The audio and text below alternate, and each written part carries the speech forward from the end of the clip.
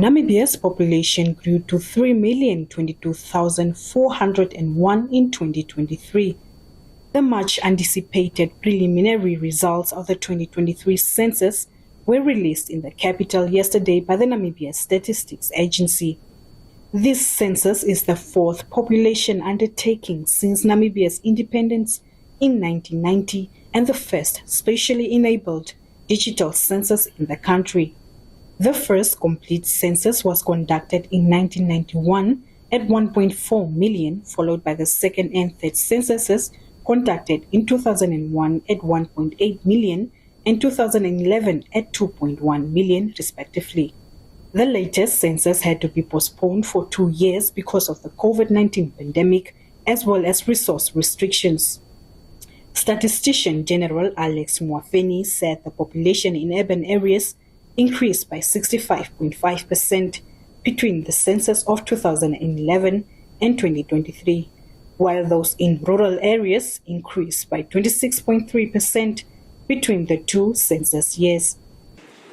And then if you look at the composition of urban and rural population, in 2001, the last census, we had the urban population was 903,000, while the rural was 1.2 million.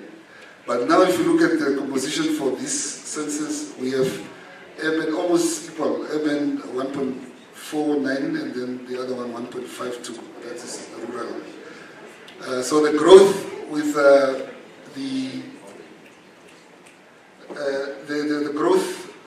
population of growth to the urban areas increased by 65.5%, while for the rural only grew by 26.3% if you compare. The statistician general observed that 71.1% of Namibia's population is under the age of 35. The population aged 0 to 14 stands at 37%. 15 to 59 years, the working age is at 56.1%. 60 plus years is at 6.8%, while 15 to 34 years, the youth, is at 34.1%. Now, if you take the 0 to 14 and 15 to 34, which is just to see how much are those, if you add those two percentages, they give you 71.1%, which is a population under the age of 35. So, for the political principles, we have capacity in terms of people growing up to run the country going forward. Launching the report, Prime Minister Sarah Kukongwela-Amadila said beyond the numerical intricacies lies a wealth of information which serves as a compass guiding in the formulation of strategic policies and programs and the allocation of resources. Effective governance hinges on decisions rooted in empirical evidence. The census data empowers us to identify priority areas, understand demographic dynamics, and tailor our policies to address the unique needs of various segments of our population.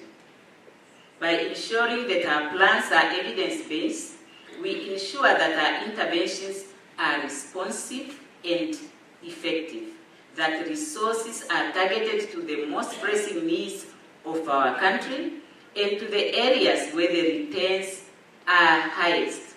That way, the country optimizes its resources and opportunities to achieve a transformation to a developed and prosperous nation.